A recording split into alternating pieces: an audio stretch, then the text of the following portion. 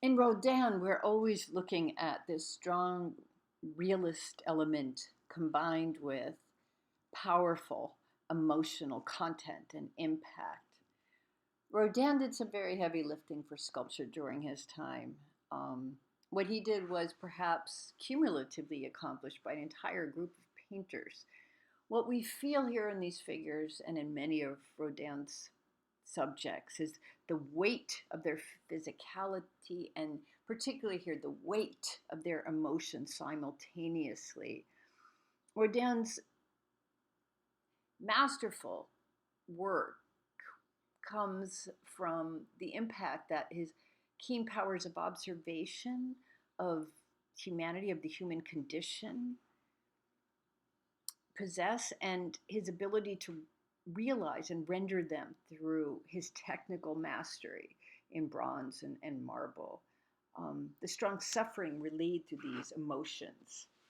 It's a very realist yet theatrical composition, it's a bit like a postmodern play, like a dramatic staging, in that these characters are united in a heroic, patriotic gesture, um,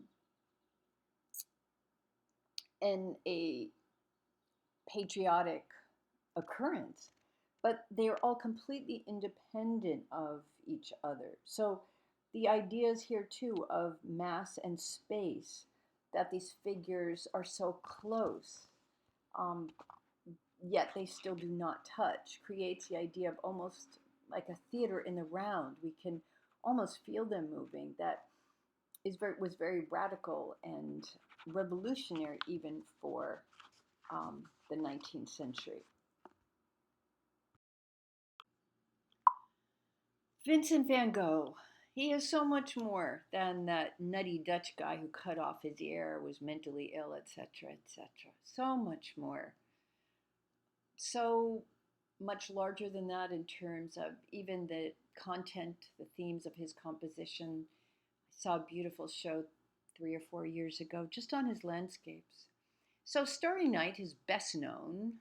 Then, of course, there's the films about him, two in the past few years alone. Starry Night, his most famous painting, is almost painfully hallucinogenic. Not in the same personally ravaged way, because he's not showing himself as a subject, um, as we see it in Munch's The Scream. We see here this intimate yet vast landscape after another unfortunate breakdown. It's also a cityscape, isn't it? Although the sky takes up the great majority of the real estate here. This swirling, characteristic style is so recognizably Van Gogh, as is the way that paint is handled within it. We see this too with his characteristic haystacks. Is he being faithful to any idea of reality? Is this the impression, experience of the night sky? If we are thinking about Impressionism, or as we characterize Van Gogh as a post Impressionist, um, without looking closely at Gauguin, who is also part of this period and is actually a painter with whom Van Gogh was close friends and lived with for a while, um, we see very different subject matter, and of course, very different stylistically, um, differences in their work. So Van Gogh began painting from memory, not just plain air outside, which he had also done a lot of. Um, we see two things like malaise, peasants in the countryside, and haystacks, uh, and paintings like The Gleaners, impacting Van Gogh's earlier work. So he's inspired by Impressionism, and again, we characterize him as a post Impressionist. Um, he begins as he goes deeper into exploring his own nature of experience using more vivid colors. And again, being somewhat influenced, as again, in terms of other artists, that is, influenced by Japanese made Japanese artworks. Van Gogh is singular to us as well in painting over 30 self portraits in the mere span of 3 years between 1886 and 1889. And these are very representative depictions of his interest in pursuing the idea of complementary colors and certainly a bolder form. So he's exploring the idea of complementary color in a very different way than George Seurat. Uh, his self portraits are some of the most dynamic ones of any time, so we place him in the top rank of self portraitists. Van Gogh's technique, which was largely not just self-developed, he was also self-taught for the most part, came out of the idea that to be a great painter, you had to first master drawing. This seems like a straightforward maxim, but it wasn't necessarily everything at this point in time when we're not going through the earlier apprenticeship studio, um, working the studio of a great master's advancement of one's career. Van Gogh did this for almost everything that he painted. So he often would draw and then begin adding color. Um, he was also quite prolific in terms of watercolors. He painted nearly 150 watercolors. And has been such a great influence in terms of the vibrancy of his palette. Not quite as bright as a group of artists we call the Fauves, who paint in an almost like day glow, lurid, almost surreally colored style, but a vibrant palette. And that unique brushwork, those curvilinear shapes that are so obviously depicted, have influenced many artists in his wake. Many of these works are produced during periods of or just after hospitalization, and it's often thought that the colors, the strange, almost sickly yellow of many of the colors, and the way that skies, not necessarily here in Starry Night, but in other paintings, seem to glower and almost threaten nature instead of the sun being a beneficent bearer of warmth that helps enable nature and pastoral vegetal growth.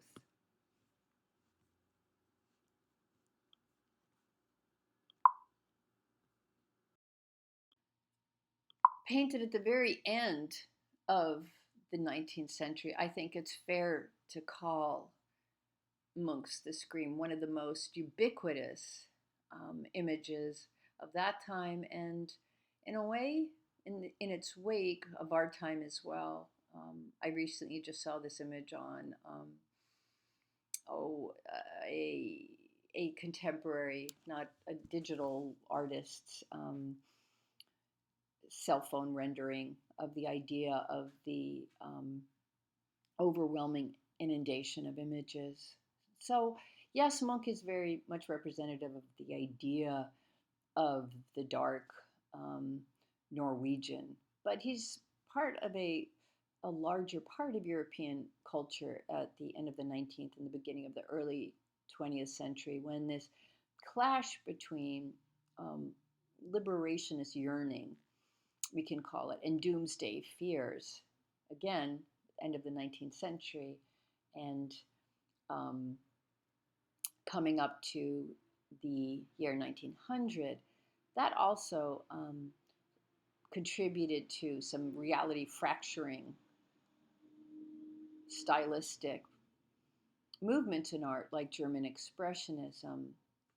And Munch spent much of his life, a fair period of it in Germany, and as well as in Paris. There is often, as in other of his images, such as the sick child, who he used his older sister as a subject for, that in which we see this very realistic style, much more so than in The Scream, but with the emotionality of the piece, the aspect of the presence of Impressionism Munch was very popular during his time.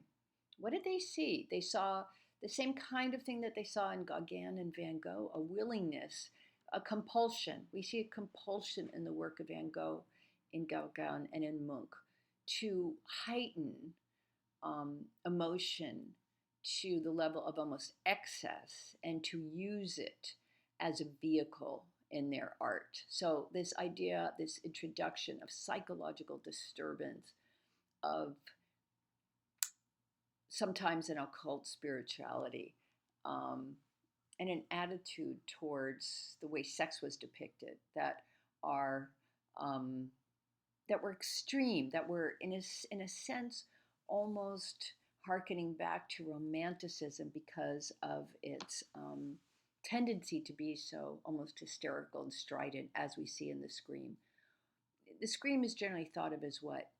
The classic example of man's anxiety and alienation in the modern age. And it's probably one of the reasons why when people look to it now, that our association with it is so immediate and so profound, that we are living in an age when the age of anxiety, as it was coined at the beginning of the 20th century, and um, continues to inform much of our daily existence, at least as much as, if not arguably more so today.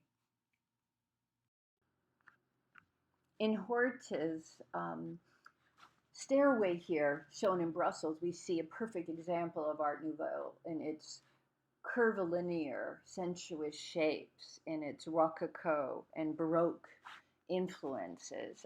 We also see this occurring in a different way in Gaudi's work in Spain in its anthropomorphic um, shapes, in his outdoor parks and in his residential and other architecture.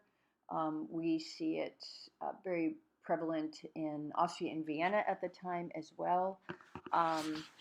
Not quite as much as what we see with Gaudi and his architectural experiments that almost turn his shapes into living organisms. But we see again this non-geometrical shapes that are occurring and very representative of the concept of Art Nouveau.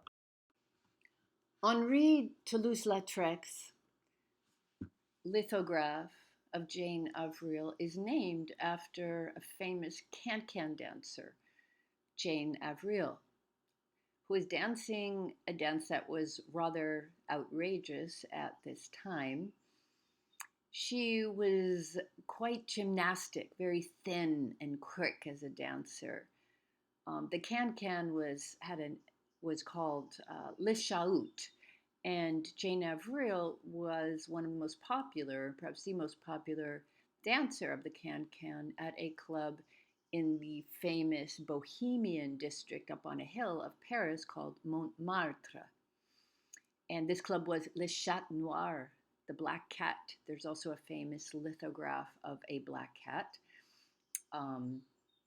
that is the name of the club. Lithographs are important in what way? They are part of the democratization of culture, mass production. A lithograph is not a one-off like a painting or a sculpture. Each one unique, singular, different. Lithographs are multiple reproductions. So when we think of the Gutenberg, Bible, printing, when we get to the time of Warhol, we're thinking about the idea of mass commodification, of reprints, of multiples on an entirely different level.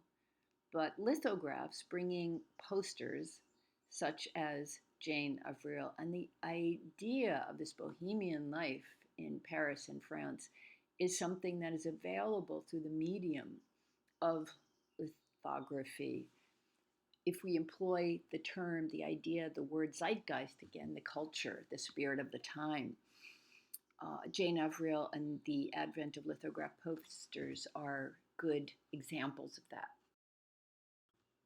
The architect Louis Sullivan's term form follows function, meaning that a building's design should stem from its purpose, is a phrase that perhaps is most closely associated in many people's minds with the German school, architectural and painting school called Bauhaus, Bauhaus,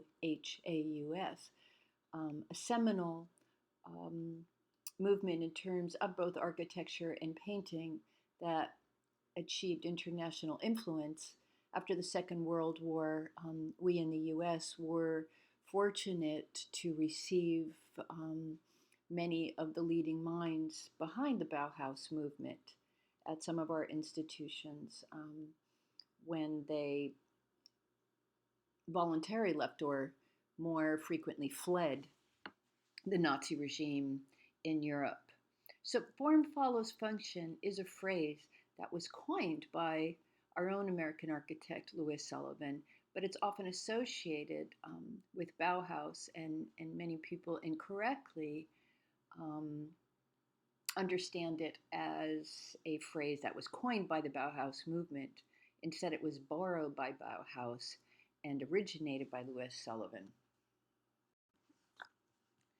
Cezanne was so seminal in terms of what changed during the period that he was working in at the end of the 19th century. He was so significant. He was essential to a seismic shift, change in the possibilities of painting.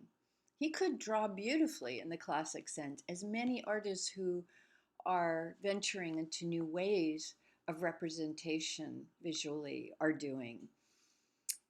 He chose, instead of drawing beautifully, however, in the classical sense, to deliberately break open the possibilities of what painting could be at the close of the 19th century, changing forevermore, really, the tradition of European painting representing what was quote unquote real, reflecting what is seen, which we can say is virtually bankrupt in a sense. Its possibilities seem to have been exhausted by 1890 when Cezanne is painting. One of Cezanne's attributes or hallmarks is his sense of heightened naturalism. There's a sense of hyper realism that is operating in his work, be it landscape or still life. He works very fast and loose when he's drawing. He's creating an environment that is also preparing the way for Cubism and Picasso coming on his heels. He's looking for another way for the viewer to see and experience the idea of painting. Cezanne is also early in his introduction of what becomes, especially with those who take a more ironic and mocking view of modern art and the function of art in this fractured, shattered, post-war modern world. And that is that he nearly insists on the triumvirate, the three-way equation for a work of art that must fulfill the artist, the maker, creating something, the artwork, and we, the viewers, the audience, being an essential component um, in terms of an artwork's existence. Our experience becomes an essential part of this. So, by paving the way for Cubism, Cezanne is also doing some interesting things with perspective that are radically different from what we saw earlier in the Renaissance. You're moving through his experience. He's very much emblematic of the Impressionism movement and Impressionist artists. As you look at these canvases, as you move through it, your vision changes because he's creating alternating ways of looking. It's a complex idea, no more complex perhaps than other phenomena of the time, phenomena like new modes of transportation. We are seeing at the end of the 19th century this idea that the copying of the classical tradition is again bankrupt, it's used up, it's stale. We also have the introduction of photography fueling in the way that it can capture these fleeting glimpses of a city and these new fast modes of transport, making vision more complex.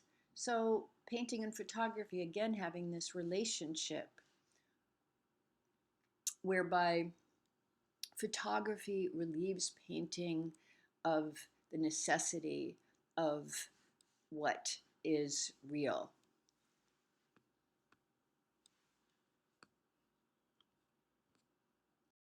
Keeping in mind that idea of veracity, of what we see and how it relates to whose definition of what is true, what is real.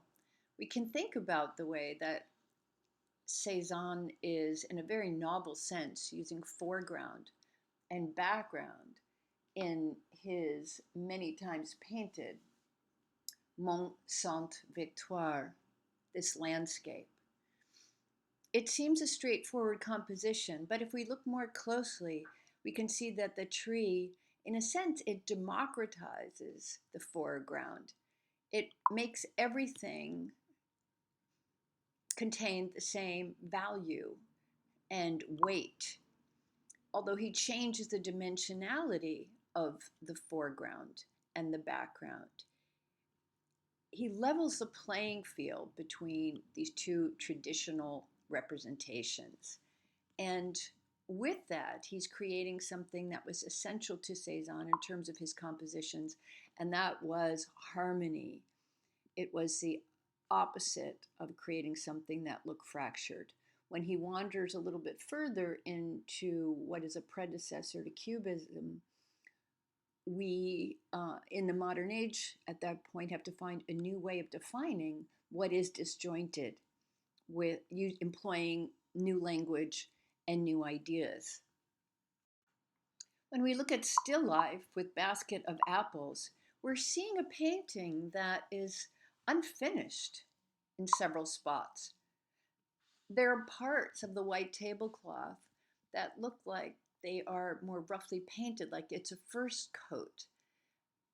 Is it badly drawn? No, it's more a willful rejection of traditional perspective, in that our eye wanders, like our attention does in modern life, with this influx of so much more, so many distractions, so much happening visually on the street. We're no longer in the era of the horse-drawn carriage. We're in the era of modern, fast, speed-oriented modes of transportation. So there's this complex dynamic occurring here. This painting sort of tips the way that we see the basket of apples tipping. If we're looking at it from our perspective, it seems to tilt to the right. If we look at the glass, that's at an odd angle too.